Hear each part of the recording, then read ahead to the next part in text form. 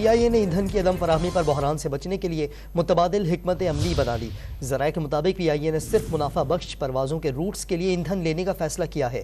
मजीद जानते हैं don news के नुमाइंदा सैयद वसीम से। वसीम, बताएगा क्या हिकमत अमली अपनाई है PIA ने? पैमाने पर दस्तियाबी की वजह से आज PIA की 24 मुल्की और बैनुल अक़वामी परवाजें मनसूख हुई हैं। आज PSO की जानिब से कौमी एयरलाइन की 26 परवाजों को ईंधन फराहम किया गया है। PIA की जानिब से PSO को 15 करोड़ रुपए की अदायगियां की गई हैं। 2 रोज के दौरान PIA की 44 परवाजें मनसूखी का शिकार हुई थी। इन परवाजों के जरिए लगभग मजमूई तौर पर 6000 मुसाफिर फिजाई सफर के दौरान मुतासिर हुए, 4000 बैनुल अक़वामी, जबकि 2000 अंदरून मुल्क परवाजों के मुसाफिर जो हैं उनको मुश्किलात का सामना रहा।